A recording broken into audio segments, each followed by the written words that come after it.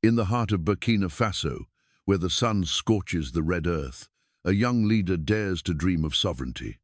Captain Ibrahim Traoré, the world's youngest president, sits in his office, burdened by a nation's hopes. As jihadist threats loom and global powers circle, a single phone call from the White House changes everything. What does Donald Trump want with this small Sahel nation? In a world of deals and dangers, Traoré's next move could redefine his country's future or risk it all. Step into a tale of courage, defiance, and a nation's fight for its soul.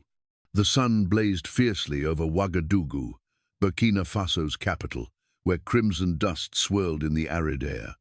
Inside the presidential palace, Captain Ibrahim Traoré, the world's youngest head of state at 35, sat in his modest office, poring over security reports from the northern provinces.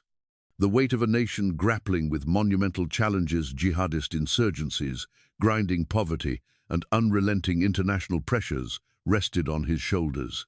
His red beret, a symbol of his unwavering resolve, sat neatly on the desk as he scribbled notes, determined to steer his country towards stability and self-reliance. For Americans, Traoré's story might evoke the rugged individualism of a pioneer, a leader carving a path through uncharted terrain. His youth and military background resonated with a nation that values bold, decisive action, yet his commitment to his people mirrored the American ideal of standing up for what's right, even when the odds seem stacked against you. Burkina Faso, though distant, shared a universal struggle, the fight to control one's own destiny in a world where power often dictates terms. Suddenly, Traoré's phone buzzed sharply, cutting through the stillness of the room. Amadou, his trusted foreign affairs advisor, burst through the door, his face a mix of urgency and disbelief. "Mr. President," he said, catching his breath, "it's the White House. President Donald Trump himself wants to speak with you directly." Traoré's brow furrowed in surprise. Trump, recently returned to office, had rarely mentioned Africa in his public addresses, focusing instead on domestic issues and global trade. Why would he reach out to Burkina Faso, a small landlocked nation in the Sahel that had recently distanced itself from Western alliances in favor of partnerships with Russia and others? "Prepare the secure conference room," Traoré ordered, his voice steady as he adjusted his red beret and smoothed his uniform. "Summon the ministers of mines and defense immediately." Amadou nodded and hurried out, leaving Traoré to ponder the unexpected call. Outside, Ouagadougou hummed with Life Street vendors calling out, motorbikes weaving through dusty roads, unaware of the pivotal moment unfolding within the palace walls. For an American audience, this scene might recall the tension of a high-stakes negotiation, like a CEO facing a critical boardroom decision or a small-town mayor standing up to a corporate giant. It was about grit, about holding your ground when the world expects you to fold. 25 minutes later, Traoré settled into a high-backed chair in the fortified conference room, facing a large video screen. The image flickered, and Donald Trump's face appeared, flanked by stern-faced advisors in tailored suits. "Captain Traoré, pleasure to meet you, even if it's through a screen," Trump said, flashing his signature grin. "I've heard a lot about you, a bold young leader shaking things up. I like that." Traoré inclined his head slightly, his expression calm but guarded. "Mr. President, this is unexpected. How can I assist you?" Trump leaned forward, his tone shifting to business. "Let's cut to the chase, Captain. The Sahel's terrorists, jihadists, you name it. They're a global threat, and we know your country's taking hits. But here's the thing. Burkina Faso's sitting on a gold mine. Literally. Gold, manganese, zinc, and that lithium pure gold for electric cars, smartphones, the works. Our industries need it." One of Trump's advisors slid a sleek dossier across the table. "Our companies are ready to pour billions into your mining operations," Trump continued, his voice brimming with confidence. "In return, we offer top-tier military support training, gear, intelligence. We can crush the terrorist threat in under 2 years, guaranteed. And that's not all. We'll fund massive infrastructure, roads, hospitals, schools, the whole deal. Trust me, Captain, this is a home run for Burkina Faso." The room fell into a heavy silence, broken only by the hum of the air conditioner. Through the window, Traore glimpsed the skeletal frames of new administrative buildings, rising with funding from Middle Eastern partners, their cranes glinting in the sunlight. Beyond them stood the National Heroes Monument, a towering tribute to Burkina Faso's fight for independence, a reminder of the sacrifices made to protect its sovereignty. For Americans, this moment might echo the choice between a lucrative corporate merger and staying true to a family business's value-esteeming wealth versus hard-won principles. Traore's mind raced with the implications of Trump's offer. "Mr. President," he said at last, his voice calm yet resolute, "I value your offer and the time you've taken to discuss it with us. Allow me to consult my ministers. We'll reconnect tomorrow at this hour with our decision." Trump's face betrayed a flicker of irritation at the delay. "Of course, Captain, think it over. It's a once-in-a-lifetime opportunity, but don't wait too long. Deals like this don't last forever." As the screen went dark, Traore turned to Amadou, who had been quietly taking notes. "What do you make of this?" he asked. Amadou hesitated, then replied, "It's tempting, sir, but we must tread carefully. Our people expect us to protect our resources, not trade them away. They want a future where Burkina Faso stands tall, not as a pawn in someone else's game." Traore nodded, his jaw set. The path ahead was fraught, but he knew the decision would shape Burkina Faso's future for generations. "I need a full analysis of this proposal by dawn," he instructed. "Every detail, economic, military, political, leave nothing out." As night cloaked Ouagadougou, the presidential palace remained a beacon of light. In the crisis room, Traore and his advisors pored over the American proposal. Geological maps sprawled across the table, dotted with markers highlighting lithium, gold, and other strategic mineral deposits in the southwest. "These deposits could generate billions over the next 2 decades, Minister of Mines Cohn explained, tracing the regions with a pointer.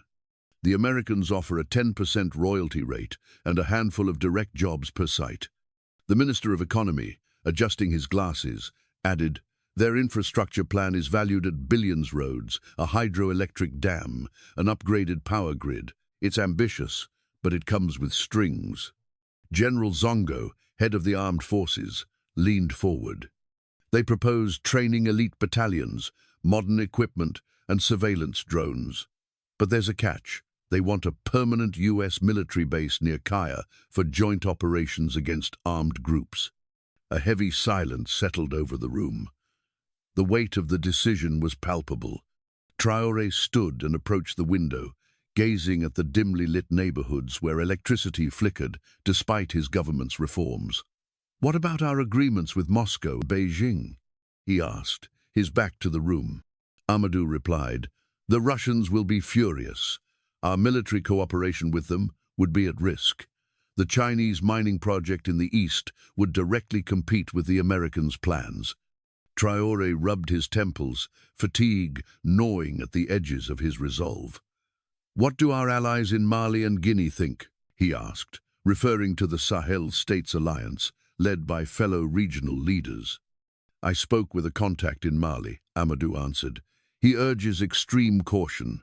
They received a similar offer recently and turned it down."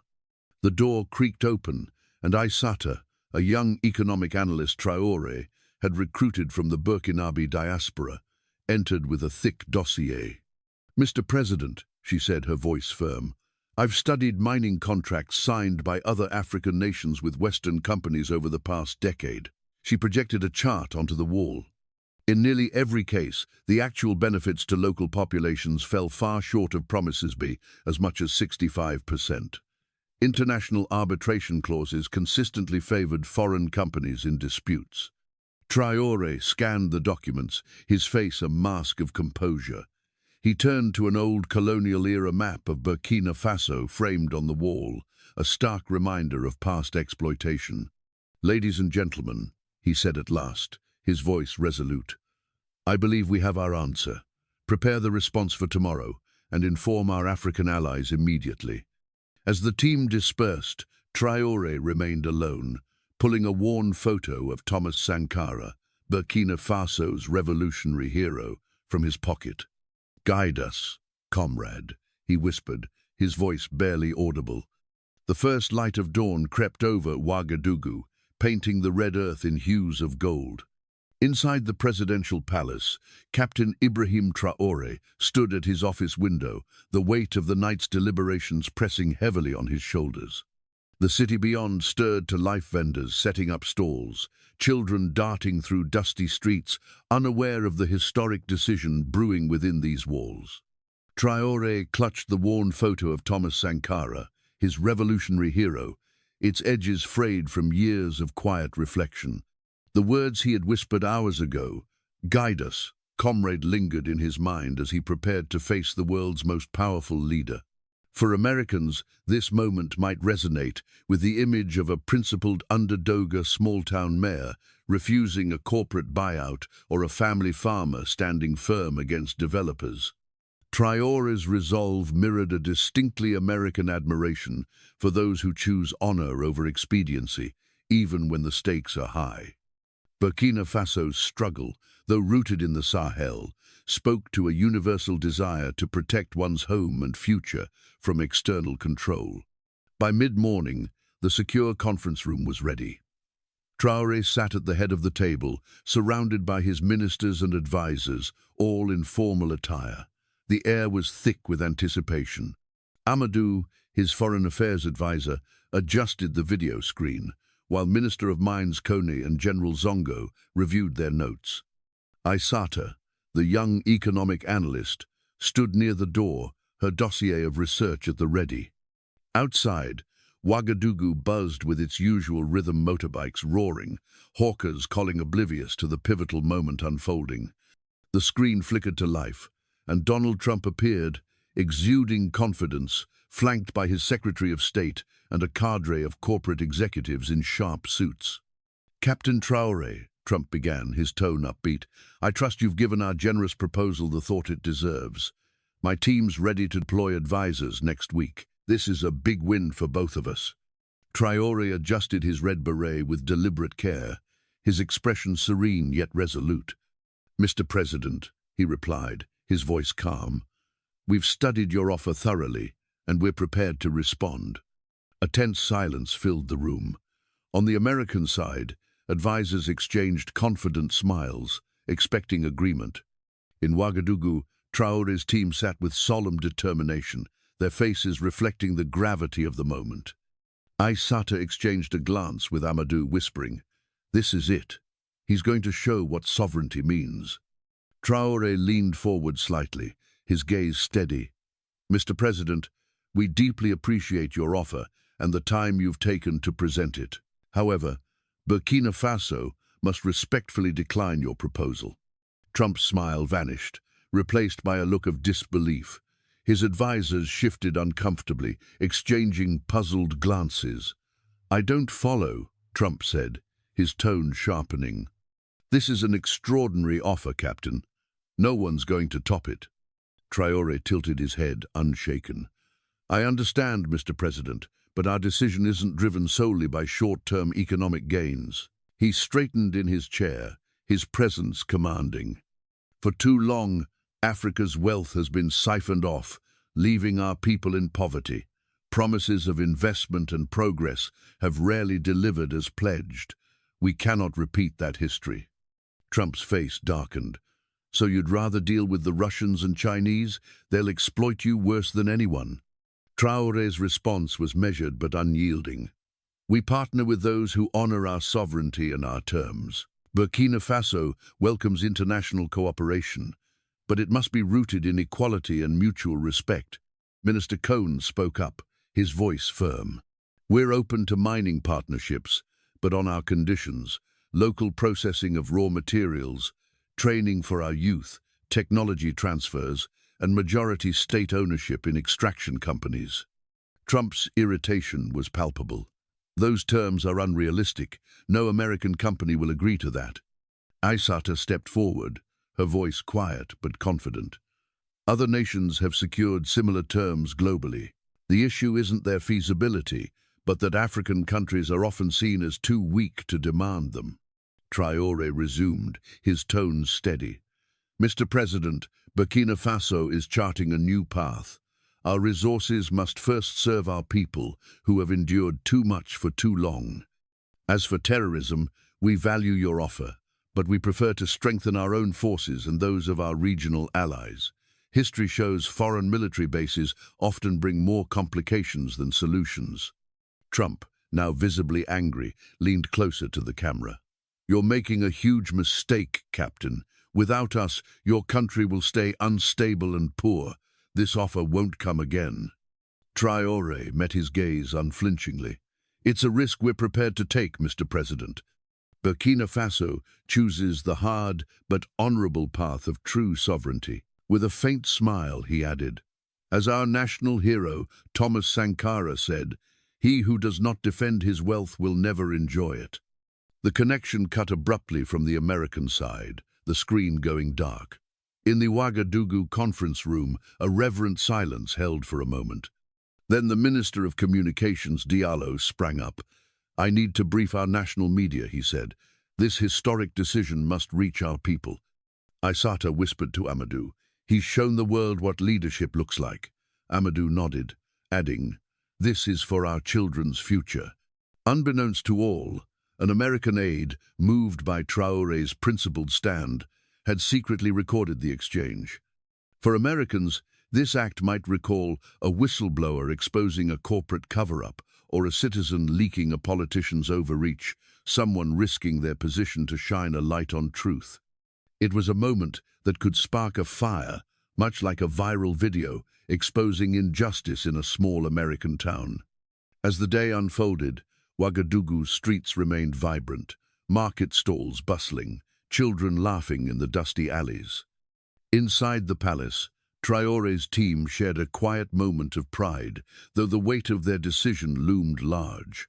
Traore returned to his office, standing once more at the window, gazing at the national hero's monument. Its silhouette stood resolute against the blazing sun, a reminder of the sacrifices that had built Burkina Faso's spirit. By evening, the recorded exchange leaked across social media platforms, spreading like wildfire. Within hours, it had millions of views. Traore's composed yet unwavering responses juxtaposed with Trump's mounting frustration, captivating audiences worldwide. Hashtags celebrating Burkina Faso's stand trended globally, igniting Ouagadougou's streets. Thousands poured into Revolution Square, waving the nation's red, green, and yellow flags, their voices rising in patriotic anthems. "I've never seen our nation confront a global power with such grace," said Musa, a young law student, to a local reporter. Traore spoke like Sankara reborn. For an American audience, this scene might evoke the pride of a community rallying behind a leader who stands up to a bully, whether a corrupt official or a corporate titan. It's the underdog story Americans love, where courage and principle triumph over pressure. Traore's defiance resonated with the same spirit that fuels grassroots movements or small-town protests against overreaching power. Inside the palace, Traore monitored the unfolding events with a mix of astonishment and concern. He hadn't anticipated the conversation's public exposure. What are the international reactions who had defied Trump? For Americans, this might recall a mayor or governor facing national scrutiny after rejecting a federal mandate, standing firm despite the backlash. It was about conviction, about choosing the harder path because it's right. As night fell, Ouagadougou's starlit sky glowed above rallies of support. Traore prepared to address the nation on live television. Standing before a simple backdrop of the Burkinabe flag, he began, his voice steady yet warm. "People of Burkina Faso, today's decision isn't against America or the West. It's for Burkina Faso, for Africa, for a world where all nations, big or small, rich or poor, stand as equals." He paused, his eyes gleaming with restrained emotion. "The road we've chosen is tough, We must double our efforts to secure our land, grow our economy, and uplift every Burkinabe. But this is our path, freely chosen. The broadcast reached homes across Ouagadougou, from bustling markets to rural villages. In a crowded cafe, Musa watched with friends, his voice rising above the chatter. "He's fighting for us," he said. "This is bigger than Burkina Faso." For Americans, Traore's speech might echo the resolve of a leader like Abraham Lincoln, speaking to a divided nation, or a modern figure rallying a community after a natural disaster. It was about unity, about a vision that demands sacrifice but promises dignity. Burkina Faso's choice, though risky, carried the hope of a nation determined to reclaim its future. The morning sun rose over Ouagadougou, casting long shadows across the bustling capital. In the presidential palace, Captain Ibrahim Traoré stood in his office, the echo of his televised address still reverberating in his mind. The city outside pulsed with energy vendors, haggling in vibrant markets, motorbikes weaving through dusty streets, and children playing under the shade of acacia trees. The leaked recording of his exchange with Donald Trump had ignited a firestorm, not just in Burkina Faso but across the globe. Social media platforms buzzed with millions of views, and Revolution Square remained alive with crowds waving the nation's red, green, and yellow flags, their chants of pride echoing into the night. For Americans, this moment might evoke the aftermath of a bold stander whistleblower's revelation, sparking nationwide protests, or a small-town leader's defiance of federal overreach, galvanizing a community. Traoré's decision to reject Trump's offer was a gamble, but it resonated with the American ideal of standing firm for what you believe in, even when the world pushes back. Burkina Faso's fight for sovereignty mirrored the underdog stories Americans cherish, from David versus Goliath to a local business resisting a corporate takeover. Inside the palace, Traoré gathered his team in the crisis room. Amadou, his foreign affairs advisor, scrolled through international reports on his tablet. Minister of Mines Kone adjusted a geological map on the table, while General Zongo reviewed military updates. Sutter, the young economic analyst, stood ready with fresh data, her eyes bright with determination. The room hummed with purpose, but the weight of their decision hung heavy. Traoré adjusted his red beret, his gaze fixed on the national hero's monument, visible through the window a towering symbol of Burkina Faso's unyielding spirit. "Amadou, what's the latest?" Traoré asked, his voice calm but resolute. Amadou looked up, his expression a mix of caution and optimism. "The global south is rallying behind us, sir. Leaders from Mali, Guinea, and even South Africa have sent private messages of support. Social media is flooded with praise for your stand. People are calling it a new chapter for African sovereignty, but Western outlets are less kind. They're framing it as a reckless snub to America, predicting economic collapse." Traoré nodded, unsurprised. "And the economic fallout?" Sutter stepped forward, projecting a chart onto the wall. "Several Western mining firms have announced they're pulling out, citing our terms as unworkable. But we're seeing interest from Asian and Middle Eastern investors. They're open to local processing and state-led ventures, though their offers are still under negotiation. It's a start, but we'll need to move quickly to secure these partnerships." General Zongo added, "Militarily, the Russians are doubling down on their support. They've offered additional training and equipment, but they're pressing for more influence in our operations. The Sahel States Alliance is also mobilizing our allies in Mali, and Guinea want to coordinate a regional defense strategy to counter the jihadist threat without foreign bases." Traoré absorbed the information, his mind racing.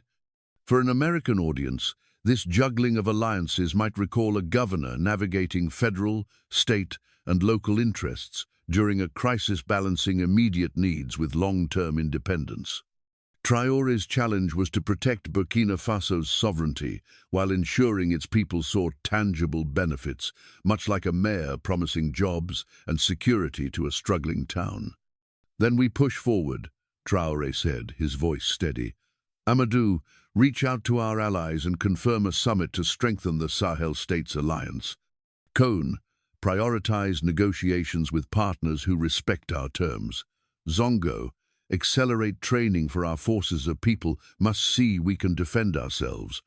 As the team dispersed, Traore's phone buzzed with a call from a Malian counterpart. Ibrahim, the voice said, your stand has lit a spark. We're with you, but the road ahead is treacherous. Stay vigilant. Traore thanked him, his resolve hardening. The world was watching, and Burkina Faso's next steps would either solidify its bold choice or expose its vulnerabilities. By midday, Ouagadougou's markets were abuzz with talk of Traore's defiance. In a crowded café, Moussa, the young law student, watched news coverage with friends. He's fighting for us, he said, his voice rising above the clatter of glasses.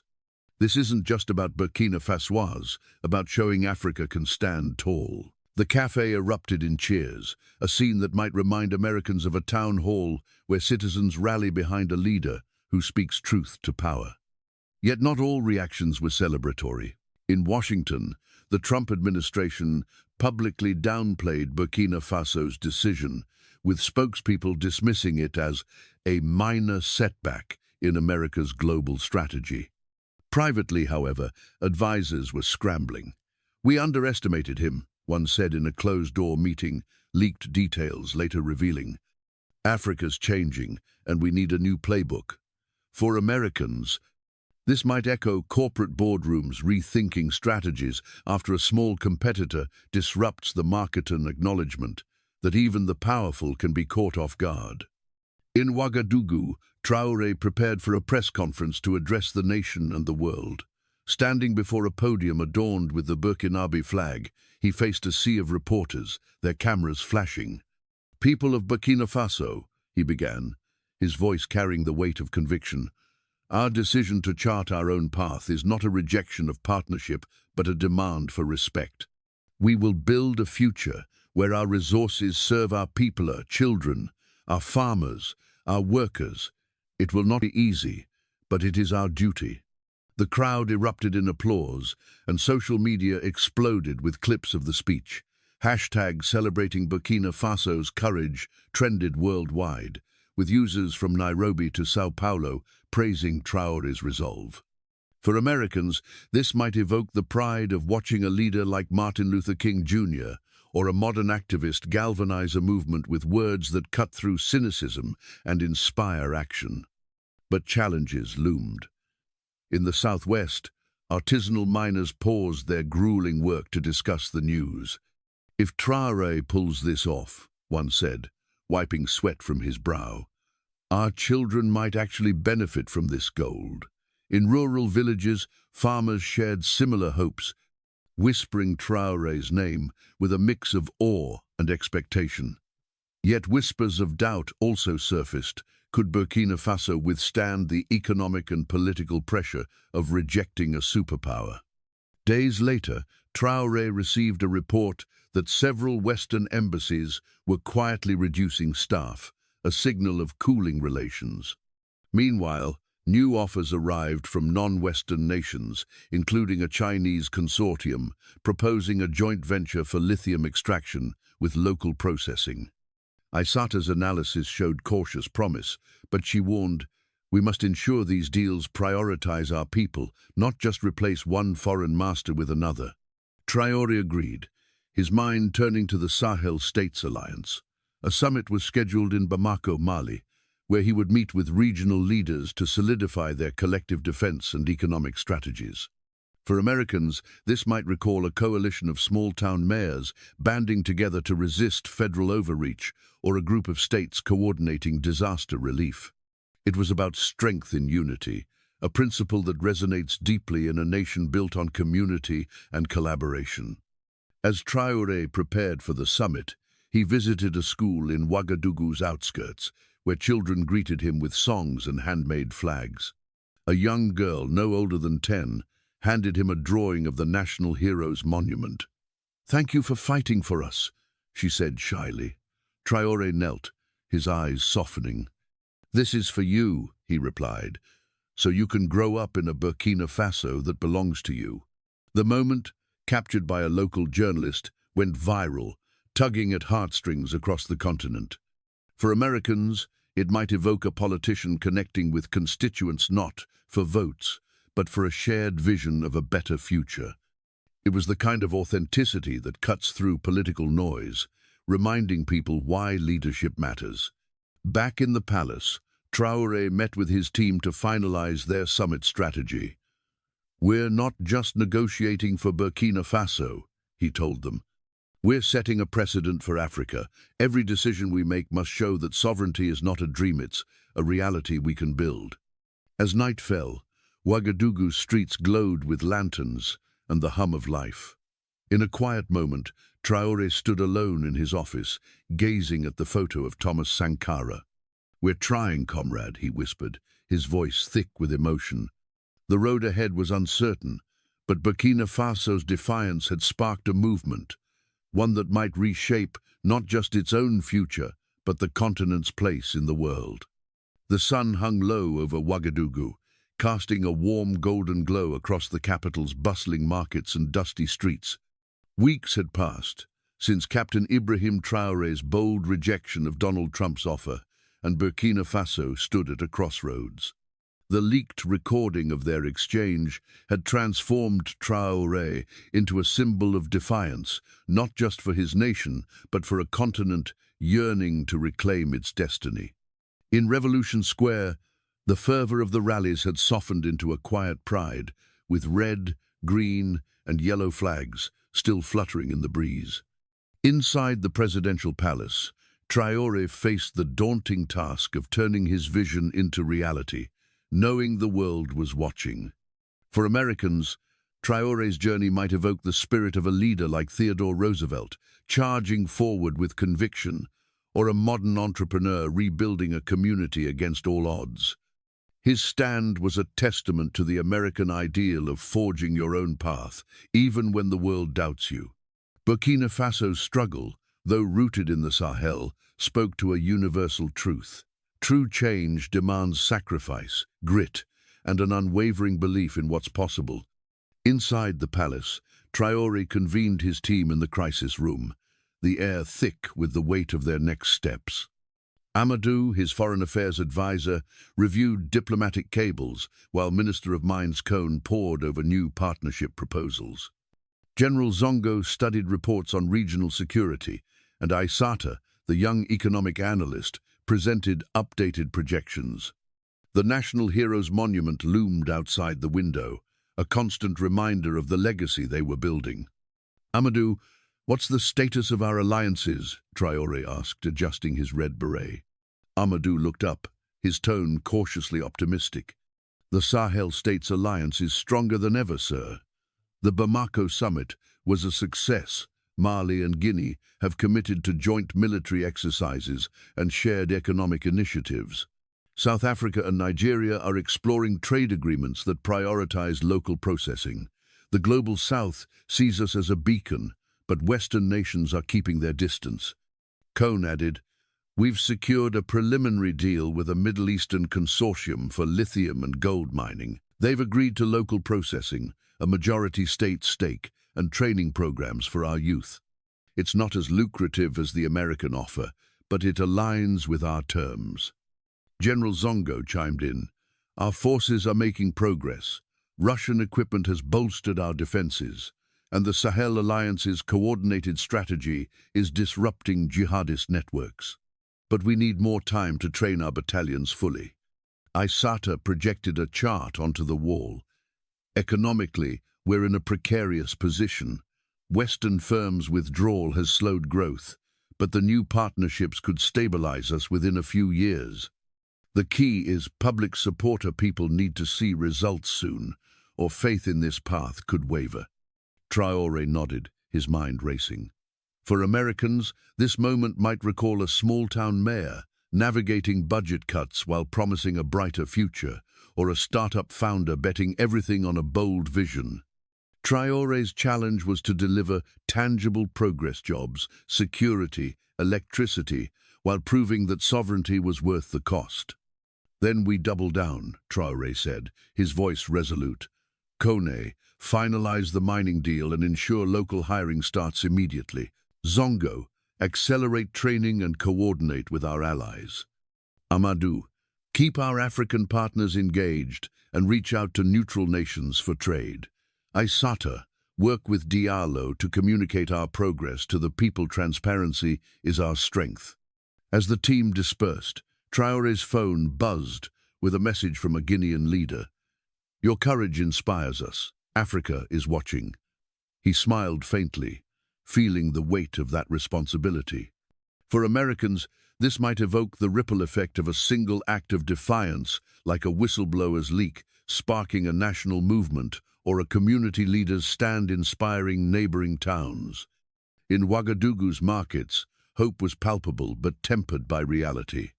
Vendors bartered under the scorching sun, whispering Traore's name with pride. He's fighting for us, a shopkeeper told her neighbor, her voice warm with conviction. My son might work in a mine that belongs to us, not foreigners. In rural villages, farmers toiled with renewed purpose, believing their children might inherit a nation that controlled its own wealth. Yet challenges persisted. Power outages still plagued the capital, and jihadist attacks tested the military's resolve.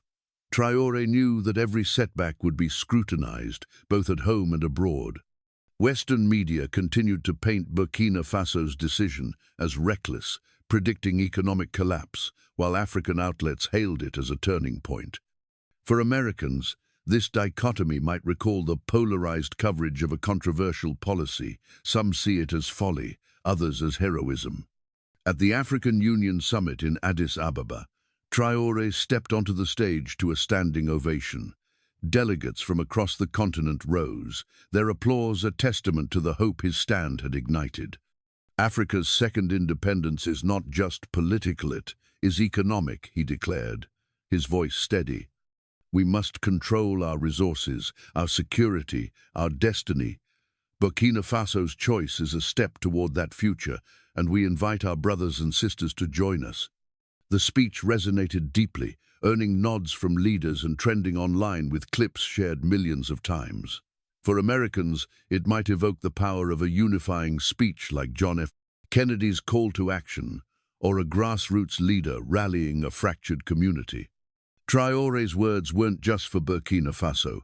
They were a challenge to a continent and a message to the world.